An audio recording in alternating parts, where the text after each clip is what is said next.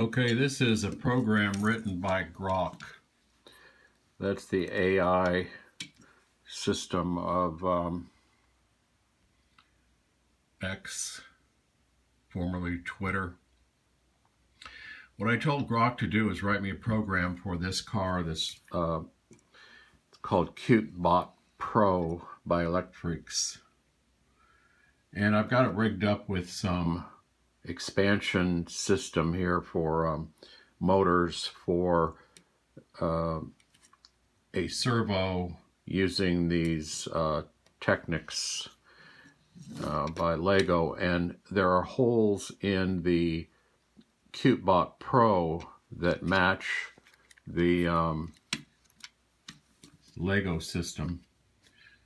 I've got this extended out, so I need a little roller ball, which I showed in a previous video, to support the rear of the car. Now, what I asked Grok to do is just spin this Cutebot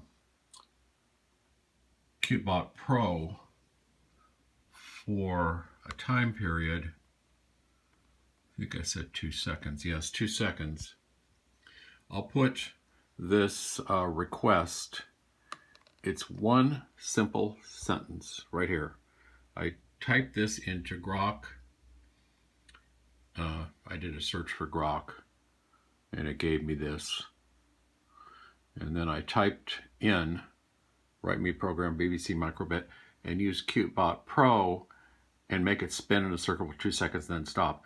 Now, here's the program that it wrote, and there's some problems with this program, and I was thinking maybe this would be a good way to help our kids transition from block coding to text coding, because in order to make this work, we have to copy this material right here, which is copy, and then paste it into a program. And notice that if we're going to use this, we have to add the extension here of Cutebot right here, Cutebot Pro, and then paste the text that Grok gives us as JavaScript. That means that we have to, here it is in blocks after it's been pasted in. That means we have to go to this JavaScript and then paste the code into MakeCode. Then we can download it to our Cutebot Pro. Now, here's the problem. Grok writes this program.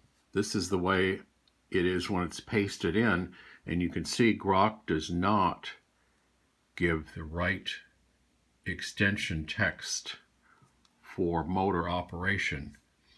What I did was I went to Cutebot Pro in JavaScript and looked for what I thought might be the correct designation. And notice when I drag this over, it gives me this line, which is what should be this line. This line is not correct. Grok wrote it this way. It should have been written like this. Now, I could do that, and then I can go back and comment out, because what I was trying to do was find out which lines of text were necessary. And I can hit this to comment out this test text that I drag in, then go back up here and type it in, which is what I did. I typed it in, and then it runs correctly. Now here is the actual finished code. Once I got it done, this is what I downloaded into my microbit.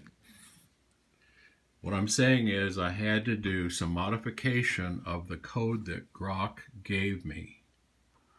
This code will not run. It has errors, and it has to do with the actual motor. So Grok had an idea of how to do it, but it just didn't have the right names here, the right capitalization, the right text, the correct text. This is the way it should have been. This PWM pulse width modulation running these motors. And I think probably, I don't know a lot about it, but I think that PWM applies to the actual,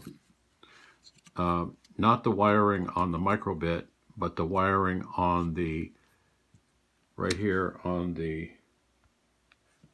Cutebot, so it can run motors.